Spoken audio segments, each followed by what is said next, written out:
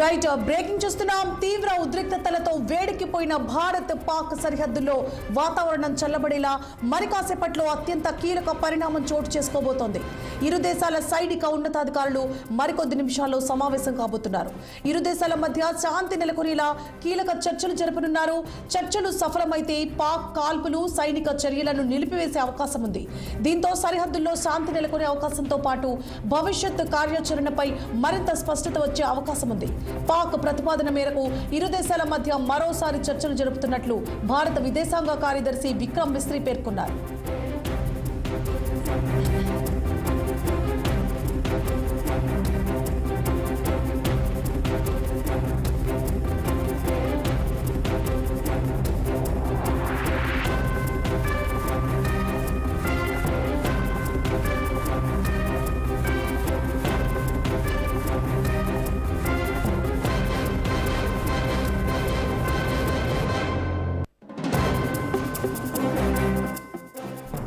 అటు బోర్డర్ పరిస్థితి చూస్తే ఎల్ఓసి వద్ద గత రాత్రి దాడులు జరగలేదని, ప్రశాంత వాతావరణం నెలకొందని భారత సైన్యం ప్రకటించింది.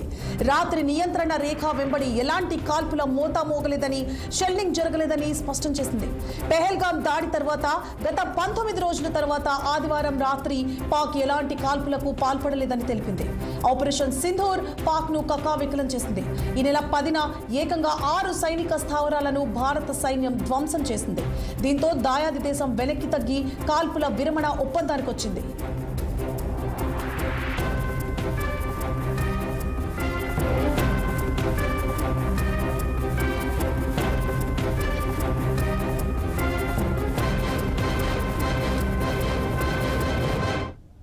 ఇక ముందుగా పాక్ చేసిన ప్రతిపాదన మేరకు కాల్పుల విరమణకు అగ్రదేశం అమెరికా ఇరు దేశాలను ఒప్పించింది. అదే రోజు సాయంత్రం 5 గంటల నుంచి కాల్పుల విరమణ ఒప్పందం అమల్లోకి వచ్చింది. దీంతో సరిహద్దుల్లో ప్రశాంత వాతావరణానికి దారితీసింది. అయితే కాల్పుల విరమణ ఒప్పందం మాటపై పాక్ ఎంతోసేపు నిలబడలేదు. కేవలం 3 గంటల్లోనే మళ్లీ డ్రోన్లతో దాడులు చేసింది. దీంతో భారత్ అక్కడి సర్కార్కు పాక్ ఆర్మీ వైఖరిని ఖండిస్తూ హాట్ లైన్లో సందేశం పంపింది. దాడులకు పాల్పడితే సహించమని హెచ్చరిస్తూ మెసేజ్ చేసింది. భారత్ ఆగ్రహం వ్యక్తం చేయడంతో పాక్ మళ్లీ వెనక్కి తగ్గి కాల్పులను విరమించుకుంది. దీంతో ఎల్ఓసి అంతర్జాతీయ సరిహద్దు వెంబడి రాత్రి ప్రశాంతంగా గడిచింది. అయితే కాల్పుల విరమణను తాము కోరలేదని, సీజ్ ఫైర్ కోసం తాము తొలుత రిక్వెస్ట్ చేయలేదని పాకిస్తాన్ ఆర్మీ ప్రతినిధి అహ్మద్ షరీఫ్ చెబుతున్నారు.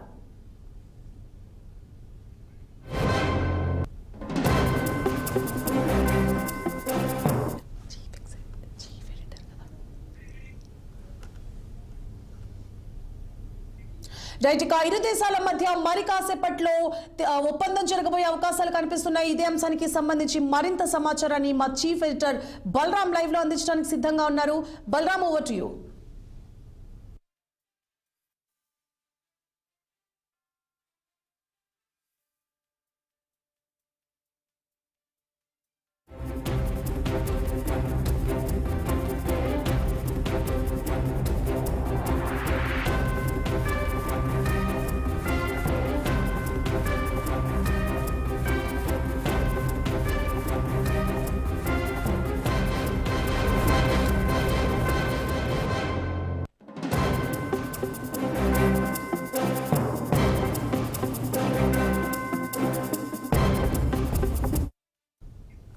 రైట్, ఇక ఇరు దేశాల మధ్య శాంతి నెలకొనే దిశగా మరి కాసేపట్లో చర్చలు జరగబోతున్నాయి.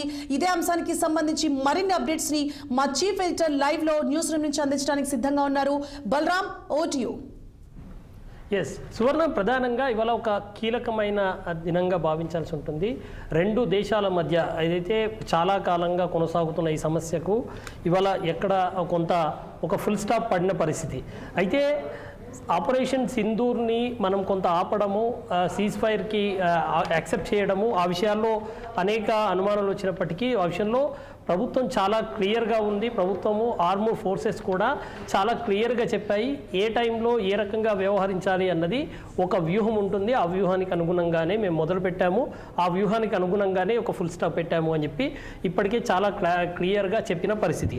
అయితే ఇవాళ ఈ రెండు దేశాల మధ్య జరుగుతున్న చర్చల్లో ముఖ్యంగా డీజీఎం స్థాయి, director general of military operation, DGMO స్థాయిలో రెండు దేశాలకు సంబంధించిన అధికారులు అధికారులు పార్టిసిపేట్ చేయబోతూ ఉన్నారు. ప్రధానంగా ఇండియా నుంచి lieutenant general Rajiv Ghai participate చేస్తారు. పాకిస్తాన్ నుంచి major general Kashif Chaudhary participate చేస్తున్నారు. అయితే ఇద్దరు కూడా హాట్ లైన్లో మాట్లాడబోతున్నారు. ఇప్పటికే అంటే అమెరికా మేము మధ్యవర్తిత్వం చేస్తాము, అవసరం అనుకుంటే మా ప్లాట్ఫామ్ వాడుకోండి అని చెప్పని, అంటే అమెరికాలో చర్చలు జరుపుకోండి అని ఈ రకమైన అంటే ఆఫర్స్ ఇచ్చినప్పటికీ ఇవాళ భారతదేశం చాలా స్పష్టంగా ముందు నుంచి ఒకటే మాట చెప్తూ వస్తుంది. కాశ్మీర్ విషయంలో లేకపోతే పాకిస్తాన్తో ఉన్న వ్యవహారాల్లో మరొక దేశం ప్రస్తావన, మరొక దేశం ప్రభావం మాకు అవసరం లేదు, వారి మీడియేషన్ అవసరం లేదు, మేము ఈ విషయంలో మేము తేల్చుకోగలం, అవసరమైతే పాకిస్తాన్ని శిక్షించగలము, ఇవాళ మానవతా దృక్పథంతో ఈ రకంగా కాల్పులకు విరమణ ఇవ్వగలము అని చెప్పేసి ఇప్పటికే ఒక ఇండికేషన్ని భారత్ ఇచ్చింది. సో ఈ నేపథ్యంలోనే ఇవాళ రెండు దేశాలు పరస్పరం మాట్లాడుకోవడానికి ఇవాళ హాట్లైన్లో చర్చలు జరగబోతున్నాయి. కానీ ఇవాళ నమ్మకం మీద జరగట్లేదు. రెండు దేశాల మధ్య అపనమ్మకం అయితే స్పష్టంగా కనిపిస్తోంది. ఇప్పటికే భారతదేశం ఆపరేషన్ సింధూర్ పేరిట జరిపిన దాడుల్లో పాకిస్తాన్కి భారీ నష్టం జరిగింది అన్నది పూర్తి ఆధారాలతో ఇవాళ భారత సైన్యం బయటపెట్టిన పరిస్థితి. కానీ ఇవాళ పాకిస్తాన్ ఈ విషయాన్ని బుకాయిస్తుంది. మేము విజయం సాధించాము, ఇవాళ భారతదేశంలో భారీ నష్టం జరిగిందని చెప్పనంటూ ఒక అబద్ధపు ప్రచారాన్ని అక్కడ ప్రధానితో సహా నేతలంతా కూడా ప్రచారం చేస్తున్న పరిస్థితి. మరోవైపు చూసుకుంటే మనకు శనివారం సాయంత్రం 5 గంటల నుంచి సీజ్ ఫైర్ అని చెప్పేసి ఒక అండర్స్టాండింగ్కి వచ్చిన తర్వాత, పాకిస్తాన్ ప్రతిపాదన చేసిన తర్వాత 3:30కు పాకిస్తాన్ ప్రతిపాదన చేసింది, దాన్ని ఇండియా యాక్సెప్ట్ చేసింది. 5 గంటల నుంచి కాల్పుల విరమణ అమల్లోకి వచ్చింది. అమల్లోకి వచ్చిన 3 గంటల లోపే, అంటే నీకు 5 గంటల నుంచి మొదలుకుంటే 3 గంటల లోపే మళ్ళీ పాకిస్తాన్ వైలేట్ చేసి ఇవాళ భారతదేశానికి సంబంధించిన కొన్ని చోట్ల డ్రోన్లు పంపించే ప్రయత్నం చేసింది. అది కూడా విఫల ప్రయత్నంగానే మిగిలింది. కాల్పుల విరమణ ప్రకటించిన సైనికులు ఎక్కడా రిలాక్స్ అవ్వలేదు. పాకిస్తాన్ వక్రబుద్ధిని ముందుగానే గ్రహించి అలర్ట్గా ఉన్నారు కనుకనే ఎన్ని వచ్చినా ఆ వచ్చిన డ్రోన్లన్నింటినీ కూల్చేయడం జరిగింది. అక్కడ నుంచి వచ్చిన కాల్పులను కూడా మనం సమర్థంగా తిప్పికొట్టడం జరిగింది. సో ఈ రకంగా వైలేషన్ చేస్తున్న నేపథ్యం ఇవాళ ఒకవైపు నువ్వు కాలబేరానికి వచ్చి పాకిస్తాన్ మమ్మల్ని ఆదుకోండి, ఇప్పటికున్న పరిస్థితుల్లో ఆపేయండి, మేము ఇప్పటికే తీవ్రంగా నష్టపోయామని చెప్పి మన వైపు బాధపడుతూ మన వైపు కాలబేరానికి వచ్చి మరోవైపు అక్కడ మేకపోతు గాంభీర్యాన్ని ప్రదర్శిస్తున్న సిచ్యువేషన్ ఈ రకమైన అబద్ధాలు ఎందుకు ప్రచారం చేస్తుంది అన్న విషయం కూడా తేలాల్సిన అవసరం ఉంది. మరోవైపు ఇవాళ పాకిస్తాన్లో ఉగ్రవాద శిబిరాలు ఉన్నాయి, ఉగ్రవాదులకు ట్రైనింగ్ సెంటర్స్ ఉన్నాయి అన్నది ఇవాళ ప్రపంచం ముందు మనం ఎస్టాబ్లిష్ చేసిన పరిస్థితి. భారతదేశం స్పష్టంగా అక్కడ దాడులు చేసి ఇది లష్కర్-ఏ తోయిబాకు సంబంధించిన కేంద్రము, ఇది జైషే మహమ్మద్కి సంబంధించిన కేంద్రం అని చెప్పేసి ఇప్పటికే స్పష్టంగా ఎస్టాబ్లిష్ చేసిన పరిస్థితి. అందులో దాదాపు ఇప్పటి వరకు మనకు అందుతున్న సమాచారం ప్రకారం అయితే 100 మందికి పైగా ఉగ్రవాదులు చనిపోయిన పరిస్థితి. నిజంగా ఇది భారతదేశం కాదు, ప్రపంచ చరిత్రలో ఒక అతిపెద్ద విజయంగా మనం భావించాల్సిన అవసరం ఉంది. ఎందుకంటే 100 మంది ఉగ్రవాదులు అని చెప్పనంటే ఏ రకమైన యాక్టివిటీస్ చేస్తారో చూడాలి. మనం ముఖ్యంగా ఇవాళ మసూద్ అజార్కి సంబంధించి అతను కన్నీటి పర్యత్నం అవుతున్న నేపథ్యం చూసినప్పుడే మనకు అర్థమవుతుంది. అయితే మరో కోణం ఉంది ఇక్కడ. ఇవాళ పాకిస్తాన్కి సంబంధించిన అధికార యంత్రాంగం, మిలిటరీ అంతా కూడా ఆ ఉగ్రవాదులకు సంబంధించిన ఫినరల్స్లో అంత్యక్రియల్లో పాల్గొన్న సిచ్యువేషన్ చూస్తే ప్రపంచం అంతా ఆశ్చర్యపోతుంది. ఇవాళ ఉగ్రవాదులు చనిపోయారు, ఆ ఉగ్రవాదుల అధికారిక లాంఛనాలన్నీ కూడా ఇవాళ ప్రభుత్వం చేస్తుంది, అక్కడ మిలిటరీ చేస్తుంది అని చెప్పారంటే ఉగ్రవాదులతో పాకిస్తాన్ ఎంత అన్యోన్యంగా ఎంత ఆత్మీయంగా కొనసాగుతుంది అన్న విషయం ఇవాళ ప్రపంచానికి ఎస్టాబ్లిష్ అయిన పరిస్థితి కనబడుతుంది. సో ఏది ఏమైనా ఈ రెండు విషయాల్లో ఇవాళ ఇప్పటికే కాసేపటి క్రితం ప్రధానమంత్రి నరేంద్ర మోడీ గారి నేతృత్వంలో అత్యున్నత స్థాయి మీటింగ్ జరిగింది. ఇక్కడ వెళ్తున్న సందర్భంలో ఏం మాట్లాడాలి అన్న విషయంలో కొంత చర్చ జరిగినట్టుగా తెలుస్తోంది. అజిత్ దోవల్ తర్వాత రాజ్నాథ్ సింగ్ ఈ సమావేశంలో పాల్గొన్నారు. తర్వాత ఏం మాట్లాడాలి, ముఖ్యంగా ఇప్పుడు ఏదైతే director general of military operations Rajiv Ghai మాట్లాడతారో ఆయన అక్కడ మాట్లాడిన తర్వాత 2:30కు అఫీషియల్ బ్రీఫింగ్ ఉంటుంది. భారత ప్రభుత్వం నుంచి ఈ రాజీవ్ గాయ్ మాట్లాడతారు. అసలు ఏం మాట్లాడారు ఈ మీటింగ్లో, ఈ హాట్లైన్ మీటింగ్లో ఏం మాట్లాడారు, వారికి ఏం చెప్పారు, మనకు వాళ్ళు ఏం చెప్పారు అన్న విషయంలో కూడా మాట్లాడే అవకాశం. అయితే ఇవన్నీ కూడా ఇవాళ డీటెయిల్గా వేరే అంశాలకు వెళ్ళే అవకాశం లేదు. ఎందుకంటే కేవలం డీజీఎంఓలకు సంబంధించిన సమావేశం కనుక మిలిటరీ ఆపరేషన్స్ మీదే ప్రధానంగా ఉండే అవకాశం ఉంది. ఎందుకంటే మిగతా అంశాలకు పోతే దాంట్లో రాజకీయపరమైన నిర్ణయాలు ఉంటాయి కనుక వాటి విషయంలో ఈ స్థాయి అధికారులు చర్చించే అవకాశం ఉండకపోవచ్చు. అయితే ఏది జరిగినా ఈ సీజ్ ఫైర్ వైలేషన్ అన్నది ఎందుకు చేశారు, వాటికి కారణాలు ఏంటి, దానికి సంబంధించిన బాధ్యులు ఎవరు ఐడెంటిఫై చేశారా ఒకటి. మరొకటి ఇవాళ పెహల్గాంకు సంబంధించిన ఉగ్రవాద దాడిలో ఎవరైతే ఉన్నారో వారు ఆ బాధ్యులు ఎవరు, వారికి ట్రైనింగ్ ఇచ్చిన వాళ్ళు ఎవరు, వారిని ఇక్కడికి పంపించిన వాళ్ళు ఎవరు, ఈ విషయాన్ని ఏమైనా భారత్ లేవనెత్తుతుందా అన్న విషయం చూడాల్సిన అవసరం ఉంది. అయితే ఇప్పటికే ఒకటి మాత్రం వాస్తవము, ఆపరేషన్ సింధూర్ 101% సక్సెస్ అయింది. ఇవాళ భారతదేశము పాకిస్తాన్లోకి సంబంధించిన దాదాపు 100 మందికి పైగా ఉన్న ఉగ్రవాదులను ఏరివేసిన పరిస్థితి, వారందరినీ కూడా చంపేసిన పరిస్థితి. ఈ రకంగా ఒక రకంగా ప్రపంచం కొంత హ్యాపీగా ఫీల్ అవ్వాల్సిన అవసరం ఉంది. 100 మంది ఉగ్రవాదులు అయితే 100 మందితో ఆగుతుందా అని చెప్పంటే ఆగకపోవచ్చు, కానీ 100 మందిని చంపారు అన్న ఒక ఇవాళ మెసేజ్ ఇవాళ ప్రపంచానికి పోయింది, ప్రపంచం అంతా చూస్తుంది. నిజంగా భారతదేశం చేసిన ఒక పని ఇవాళ ప్రపంచ దేశాలను కొంత రిలాక్స్ అయ్యే పరిస్థితి కనిపించింది. ఇవాళ ఉగ్రవాదం కార్యకలాపాలు చేస్తే రేపు ఎప్పుడో మరొకడు ఇవాళ భారతదేశం లాగా మరొకడు ఎవడో కొడతాడు అనే ఒక భయం మాత్రం పాకిస్తాన్లో వచ్చిన సిచ్యువేషన్ కనపడుతుంది. సువర్ణ బలరాం, మనం డిస్కస్ చేసుకున్నట్లు నిన్న సీజ్ ఫైర్ ఆమోదం పొందిన కాసేపటికే దాన్ని నియమించి ఆ నియమాల్ని ఉల్లంఘించి కాల్పులు మొదలుపెట్టింది, డ్రోన్లను పంపించింది పాకిస్తాన్. మరోపక్క భారత ప్రభుత్వం కూడా ఆపరేషన్ సింధూర్ కొనసాగుతూ వస్తుంది అని చెప్తుంది. దీని ప్రకారం చూసుకుంటే మనకి ముందే అర్థమవుతోంది ఇరు దేశాల మధ్య ఇప్పుడు జరిగే చర్చలు ఖచ్చితంగా అపనమ్మకం మీదే కొనసాగుతున్నాయని. మరోపక్క కాల్పుల విరమణకి అంటే సీజ్ ఫైర్కి సంబంధించి డొనాల్డ్ ట్రంప్ ఇన్వాల్వ్ అయ్యి సీజ్ ఫైర్ తీసుకొచ్చిన అంశం కూడా మనం చూస్తూ వచ్చినాము. మరి ఇప్పుడు ఈ అంశం ఏదైతే ఉందో, ఇప్పుడు జరగబోయే చర్చ ఏదైతే ఉందో అది ఎంతవరకు సఫలమయ్యే అవకాశాలు ఉంటాయి? ఎందుకంటే రెండు అపనమ్మకం మీద కొనసాగే అవకాశాలు ఉన్నాయి. మరి ఒకవేళ ఏమైనా నిర్ణయం తీసుకున్నా పాకిస్తాన్ దానికి కట్టుబడి ఉంటుందని నమ్మకం కూడా లేదు. ఎంతవరకు సఫలమయ్యే అవకాశాలు ఉంటాయి? ఎస్ సువర్ణ, 100% మీరు చెప్పింది. ఇవాళ పాకిస్తాన్ మాట మీద నిలబడే దేశం కాదు, పాకిస్తాన్ నాయకత్వం అదే పరిస్థితిలో ఉంది. ఇవాళ సీజ్ ఫైర్ వైలేషన్ అని చెప్పనంటే అక్కడ 2 ప్రధానమైన కారణాలు ఉండొచ్చు అనేది ఒక అభిప్రాయం కనబడుతుంది. ఒకటి, ముందుగానే సెట్ చేసిన టార్గెట్స్ అవి ఆటోమేటిక్గా ఫైర్ అయ్యాయి అని ఒకటి చెప్తున్నారు. ఎందుకంటే ఓన్లీ సాటర్డే వైలేషన్ జరిగింది, సండే నైట్లో అటువంటి అతిక్రమణలు ఏవి జరగలేదు, కానీ సాటర్డే జరిగింది. సాటర్డే నైట్ మనకు ఈవినింగ్ 5 o'clock తర్వాత జరగొద్దు అని చెప్పి అనుకుంటే 8 o'clock ఆ ప్రాంతంలో జరిగిన పరిస్థితి. అయితే ఇవన్నీ కూడా ముందే ఫిక్స్ చేసిన టార్గెట్స్, అవి ఫైర్ అయిపోయాయి అని చెప్పని ఒకటి చెప్తున్నారు. అది ఎంతవరకు నిజము అని చెప్పి పాకిస్తాన్ ఇప్పుడు నమ్మడానికి లేదు. మరొకటి, ఇవాళ ప్రపంచంలో భారతదేశం పవర్ఫుల్ కంట్రీగా ఎదుగుతుంది. దీన్ని ఎక్కడో ఒక దగ్గర ఆపాలి అని చెప్పనంటే పాకిస్తాన్ లాంటి దేశంతో ఎప్పుడూ ఏదో ఒక కయ్యం ఉండాలని కోరుకునే దేశాలు కొన్ని ఉన్నాయి, చైనా లాంటి దేశాలు. అయితే ఇటువంటి దేశాలు ఇప్పటిదాకా అయితే ఈ యుద్ధం ఇంకా కొనసాగుతుంది.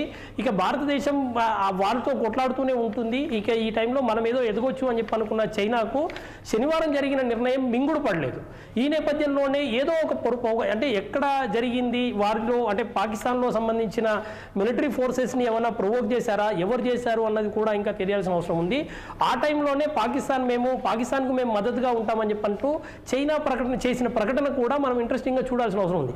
ఎందుకు చైనా మధ్యలో జంప్ అయింది, అందులో మధ్యలోకి వచ్చి మేము పాకిస్తాన్కి అండగా ఉంటామని చెప్పాల్సిన సిచ్యువేషన్ ఎందుకంటే యుద్ధం ఇంకా కొద్ది రోజులు కొనసాగుతుంది, నేను అప్పటిదాకా చూద్దామని చెప్పని అప్పటికే టర్కీ నుంచి ఆయుధాలు పంపిన పరిస్థితి. అవునన్నా కాదన్నా టర్కీ ఎందుకు పంపింది అని చెప్పనంటే ప్రత్యక్షంగా పరోక్షంగా చైనా హస్తం ఉంది అని చెప్పని భావించాల్సిన అవసరం ఉంటుంది. అయితే పరోక్షంగా చేయాలనుకున్న పనిని అయితే ఎక్కడో యుద్ధం ఆగిపోతుందేమో, ఇవాళ ఇండియా సేఫ్ అంటే ఇండియా ఇవాళ ఈ యుద్ధంలో ఎంగేజ్ అయి ఉంటే తనకు సంబంధించిన వ్యవహారాలు రేపు భారత్ కెపాసిటీ ఏంటి అని చెప్పి చూపించుకోవడానికి ఎవడైనా ఒక బలవంతుడిని కొట్టాలని చెప్పి అనుకుంటే పనికిరాని పంపించి ఆ బలవంతుడు బలం ఎంతో తెలుసుకునేందుకు ఒక ప్రయత్నం చేస్తూ ఉంటారు. పక్కా అదే వ్యూహంతో చైనా ఏమన్నా ఒక నాటకాలు ఆడుతుందా పాకిస్తాన్లోని మిలిటరీ నాయకత్వాన్ని పెట్టుకొని అన్నది కూడా ఇంకా తెలియాల్సిన అవసరం ఉంది. అయితే పాకిస్తాన్ను చైనా ఎవరితో ఆపరేట్ చేయిస్తుంది అన్న విషయం కూడా చూడాల్సిన అవసరం ఉంది. ఏదో ఒక పొరపాటు జరిగింది, ఎందుకంటే అంగీకరించిన తర్వాత వారు వైలేషన్ చేసిందంటే ఒకటి ముందే ఫిక్స్ చేసిన టార్గెట్స్ కనుక ఏమన్నా ఆటోమేటిక్ మెథడ్లో ఏమైనా వచ్చాయి ఉండాలి, లేదనుకుంటే చైనా లాంటి భారత్ని ఎదగకుండా అడ్డుకోవాలని చెప్పి భావించే దేశాలు ఏమన్నా వీళ్ళని టెంప్ట్ చేసి ఉండాలి. ఎందుకు అని అంటే వాళ్ళు ఇప్పుడు ఇవాళ భారతదేశం ప్రపంచంలోని అతిపెద్ద దేశంగా ఎదుగుతున్న నేపథ్యం ఈ దాన్ని అడ్డుకట్ట వేయకపోతే రేపు వాళ్ళకు భవిష్యత్తు లేదు అనే ఒక అభిప్రాయంతో ఉన్న పరిస్థితి కనిపిస్తుంది. కనుకనే దొంగ దెబ్బ తీసే ప్రయత్నం ఎవరైనా చేశారా అనేది కూడా చూడాల్సిన అవసరం ఉంటుంది. బలరాం, అయితే మనం చూసుకుంటే పాకిస్తాన్ ఆర్మీ ప్రతినిధి షరీఫ్ అహ్మద్ అయితే సీజ్ ఫైర్కి సంబంధించి మేము ముందుగా అప్రోచ్ కాలేదు, భారతే ముందుగా నిర్ణయం తీసుకుంది అంటోంది. మరోపక్క అగ్రరాజ్యం చూస్తే ఈ ఆపరేషన్ సింధూర్ ముందు నుంచి కూడా మేము అన్ని అంశాలని చూస్తున్నాము, అబ్జర్వ్ చేస్తున్నాం అన్నారు, కానీ ప్రత్యక్షంగా వచ్చి ఇన్వాల్వ్ కాలేదు.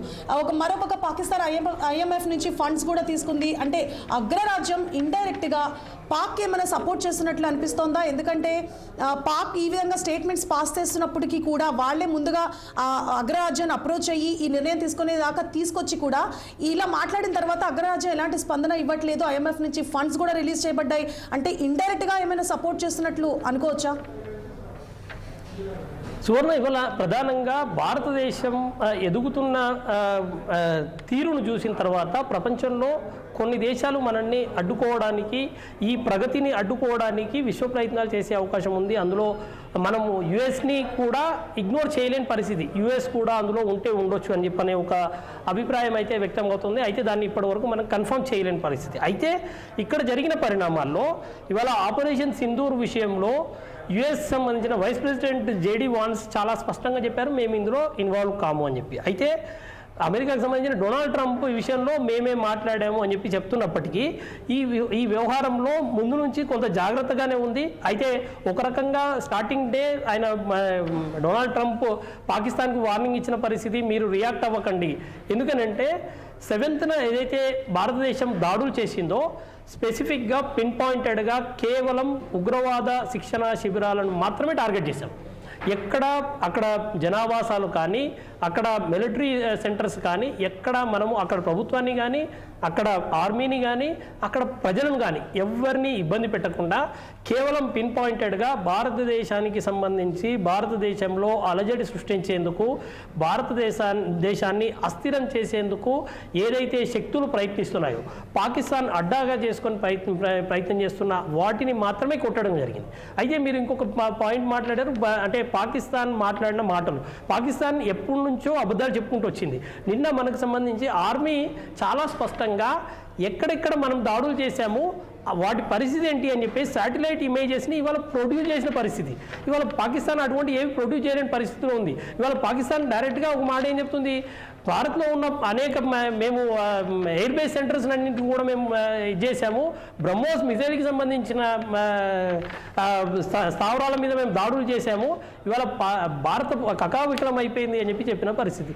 ఇంత అబద్ధాన్ని ఏ రకంగా ప్రచారం చేయాలో, ఎన్ని రకాల అబద్ధాలు ప్రచారం చేయాలో పాకిస్తాన్ పాలకులు వాళ్ళకు ఒకటి అక్కడ ఉన్న ఉగ్రవాదులు రేపు వీరి మీద తిరగబడే అవకాశం ఉంది, వారిని సంతృప్తి పరచడానికో లేకపోతే అక్కడ జనాన్ని సంతృప్తి పరచడానికో భారత్ మీద మేమేదో పైచేయి సాధించాము అని చెప్పి ఒక అబద్ధం ప్రచారం చేసుకునే ప్రయత్నం ఇవాళ పాకిస్తాన్ చేస్తున్నట్టుగా కనిపిస్తుంది. అయితే ఇప్పుడే మనకు అందుతున్న ఒక సమాచారం, అది మరి చూడాల్సిన అవసరం ఉంది, న్యూక్లియర్ వెపన్స్ ఉన్న ప్రాంతాలు రేపు ఆ సెంటర్స్ కొంత డ్యామేజ్ అయ్యాయి పాకిస్తాన్లో అనే ఒక ఇన్ఫర్మేషన్ వస్తుంది. అది ఇంకా పూర్తిగా కన్ఫర్మ్ కావాల్సిన అవసరం ఉంది. అయితే న్యూక్లియర్ వెపన్స్ ఉన్న ప్రాంతాలు ధ్వంసమయ్యి అది లీకేజ్ అవుతుంది అని చెప్పనంటే రేపు పాకిస్తాన్ పెద్ద ప్రమాదంలో ఉంది. అయితే పాకిస్తాన్ ప్రమాదము పాకిస్తాన్కు మాత్రమే ఉంటుందా, అది ప్రపంచానికి చుడుతుందా అన్న విషయం కూడా చూడాల్సిన అవసరం ఉంది. ఇప్పటికే అమెరికా సహకారం తీసుకున్నట్టుగా తెలుస్తోంది.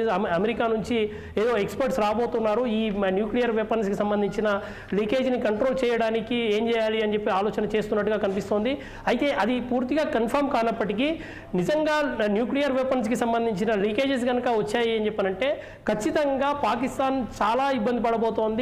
ఒక రకంగా అది ఎంత పెద్ద ప్రమాదం అని చెప్పారంటే రేపు ఆ లీకేజెస్ని కట్టడి చేస్తుందా లేకపోతే ఆ లీకేజెస్ని వదులుకోవడానికి ఇంకొకరి మీద ప్రయోగిస్తుందా అన్నది కూడా చూడాల్సిన అవసరం ఉంది. అయితే ఏది ఏమైనా పాకిస్తాన్ అబద్ధాల మీద నడిపించే ప్రయత్నం అయితే చేస్తున్న పరిస్థితి. సువర్ణ, బలరాం, ఆపరేషన్ సింధూర్లో మొదటగా 7వ తారీఖున దాడిలో 9 స్థావరాలను ధ్వంసం చేశాము. మరి అప్పటికీ చెప్తూ వస్తున్నారు 30 సంవత్సరాలుగా స్థావరాలకి దానికి సంబంధించి ఎస్టాబ్లిష్ చేసుకున్నది మనం ఒక్కసారిగా ధ్వంసం చేశాము. మనం ఇంతకుముందు డిస్కస్ చేసుకున్నట్లు మొత్తం 21 స్థావరాల్లో 9 మాత్రమే ధ్వంసం చేశాము. 100 మంది ముష్కరులను మాత్రమే మట్టుపెట్టగలిగాము. అలాగే వేల సంఖ్యలో కొంత ఉగ్రవాదులను తయారు చేసే సంస్థలు ఇంకా అక్కడ పొంచి ఉన్నాయి. సో ప్రపంచానికి ఈ ఉగ్రవాదం అనేది ఎంత ప్రమాదమో అందరికీ తెలిసిన విషయమే. మరి అలాంటి క్రమంలో పాకిస్తాన్ ఈ ఉగ్రవాదాన్ని ఇక్కడతో ఎండ్ చేసే అంశం అయితే ఖచ్చితంగా మనం పరిగణలోకి తీసుకోలేము. ఇప్పుడు జరుగుతున్న ఈ శాంతి చర్చలు ఏవైతే ఉన్నాయో అవి ఫలించినప్పటికీ కూడా ఒకవేళ ప్రస్తుతానికి పోస్ట్పోన్ చేస్తుందేమో కానీ ఫ్యూచర్లో ఎలానైనా దీని నుంచి ముప్పే ఉంటుంది. మరి దాని దిశగా శాశ్వతంగా పరిష్కారం చేసే దిశగా ఈ రోజు జరిగే చర్చలు ఏమైనా హెల్ప్ అవుతాయంటారా? సువర్ణ, ఇవాళ డీజీఎంఓ స్థాయి అధికారులది కనుక ఇది పూర్తిగా కీలక నిర్ణయాలు ఏమీ జరగవు. కేవలం సీజ్ ఫైర్ వైలేషన్ ఎందుకు జరిగింది, రేపు ఫర్దర్గా ఎక్కడ దాకా మనము ఈ సీజ్ ఫైర్ను కంటిన్యూ చేయాలి అన్న అంశం మీదే జరుగుతుంది. అయితే మనము వారి మీద పెట్టిన నిబంధనలు ఏవైతే ఉన్నాయో, మనం ఎక్స్పోర్ట్స్ని బ్యాన్ చేసాము, లేకపోతే సింధు జలాలను ఆపేసాము, రకరకాల వాళ్ళకు వీసాలు రద్దు చేశాము, ఇవన్నీ కూడా నిర్ణయాలు జరగాలని చెప్పానంటే అగైన్ అది మళ్ళీ పొలిటికల్ నిర్ణయాలు జరగాల్సి ఉంటుంది కనుక మళ్ళీ పెద్ద స్థాయిలో అది పొలిటికల్ లెవెల్లో చర్చలు జరగాల్సి ఉంటుంది. కేవలం డీజీఎంఓ స్థాయిలో ఇవి జరగవు. అయితే ఇప్పుడు ఇవాళ జరుగుతున్న చర్చల్లో ఇవాళ సీజ్ ఫైర్ వైలేషన్ మీద ఇవాళ ప్రధానంగా భారత్ క్వశ్చన్ చేసే అవకాశం ఉంది. ఎందుకు సీజ్ ఫైర్ వైలేషన్ చేయాల్సి వచ్చింది, ఎవరు చేశారు ఇది. ఆ తర్వాత ఇవాళ పెహల్గామ్కి సంబంధించి ఏదైతే జరిగిందో పెహల్గామ్కి సంబంధించిన నిందితులు ఎవరైతే ఉన్నారో వారు ఎక్కడి నుంచి వచ్చారు, తర్వాత పుల్వామాకి సంబంధించి మేమే చేశామని చెప్పేసి అక్కడ ఉన్న అధికారులు ప్రకటిస్తున్న నేపథ్యం మనం చూసాం. మరి అటువంటిప్పుడు పుల్వామాకి సంబంధించి ఎందుకు చేయాల్సి వచ్చింది? ఇవాళ రేపు ఈ సీజ్ ఫైర్ ఎంతకాలం కొనసాగాలి, వారు ఏం ఎక్స్పెక్ట్ చేస్తున్నారు అన్న విషయంలో తెలుసుకున్న తర్వాత ఇవాళ 2:30కు అఫీషియల్ బ్రీఫింగ్ ఉంటుంది. అఫీషియల్ బ్రీఫింగ్లో అసలు ఏం చేయబోతుంది భారత్, మళ్ళీ ఫర్దర్గా ఎట్లా చేయబోతుంది అని చెప్పిన పరిస్థితి. అయితే ఇప్పటికే రాజ్నాథ్ సింగ్ నిన్న అనౌన్స్ చేసిన పరిస్థితి ఆపరేషన్ సింధూర్ కొనసాగుతుంది, ఇంకా మేము ఆపలేదు అని చెప్పేసి. జస్ట్ ఫుల్ స్టాప్ మాత్రమే ఉంది, కామా మాత్రమే పెట్టాము, ఫుల్ స్టాప్ పెట్టలేదు అని. అంటే కంటిన్యూ అయ్యే అవకాశం ఉంది. ఏది ఏమైనా ఇవాళ భారత్ ఆ విషయంలో చాలా స్పష్టంగా ఉంది. మీరు అన్నట్టుగా ఉగ్రవాద శిక్షణ శిబిరాలు ఇంకా కొనసాగుతున్నాయి. అంటే ఇప్పటికే 21 సెంటర్స్ని మనం భారతదేశం ఐడెంటిఫై చేసింది, ఇంకా ఎన్ని ఉన్నాయి అన్న విషయం తేలాల్సిన అవసరం ఉంది. అయితే 21లో కేవలం 9 మీద మనం అటాక్ చేసాం. 9ని మనం అటాక్ చేసాము అని చెప్పానంటే ఇంకా 12 సెంటర్స్ ఉన్నాయి. అయితే 12లో ఎవరెవరు ఉన్నారు, ఏం చేస్తున్నారు అన్న విషయం అయితే ప్రపంచ దేశాల మీద కూడా బాధ్యత ఉంది అనే అంశం రేపు తెర మీదకి వచ్చే అవకాశం ఉంది. ఖచ్చితంగా ప్రపంచ దేశాల మీద కూడా ఒత్తిడి రాబోతోంది. ఎందుకనంటే ఇవాళ ఒక్క భారతదేశం మాత్రమే కాదు ఈ ఉగ్రవాద బాధిత దేశం. ఖచ్చితంగా ప్రపంచంలో అనేక దేశాల్లో ఇటువంటి కార్యకలాపాలు జరుగుతున్నాయి. ఇవాళ ప్రపంచమంతా అందరూ తెలిసిన ఉగ్రవాద సంస్థలన్నీ కూడా పాకిస్తాన్ వేదికగా హెడ్ క్వార్టర్స్ని పెట్టుకొని నడిపిస్తూ ఉంటే ఇవాళ ప్రపంచానికి బాధ్యత లేకపోతే ఒక్క భారతదేశం మాత్రమే ఆ బాధ్యత తీసుకోవాలి అని చెప్పని మాట్లాడడంలో అర్థం లేదు. సో ఖచ్చితంగా ఈ ప్రెషర్ పెరుగుతుంది. అయితే ఇప్పటికే ముస్లిం దేశాలు కొన్ని తెర మీదకి వచ్చినట్టుగా తెలుస్తుంది. అయితే దాని మీద ఇంకా క్లారిటీ రావాల్సిన అవసరం ఉంది. ఇవాళ ముస్లింలు అంటేనే టెర్రరిస్టులుగా చూసే పరిస్థితిని పాకిస్తాన్ క్రియేట్ చేస్తుంది. ఇటువంటి పరిస్థితి మంచిది కాదు అనే ఒక అభిప్రాయం ఇవాళ ముస్లిం దేశాల నుంచి వస్తున్న నేపథ్యం కనిపిస్తుంది. ఇది కనుక జరిగితే రేపు ముస్లిం దేశాలే ఖచ్చితంగా పాకిస్తాన్ని కట్టడి చేసే అవకాశం ఉండే ఛాన్స్ ఉంది. Suvarna, right. Thank you for the updates Balaram.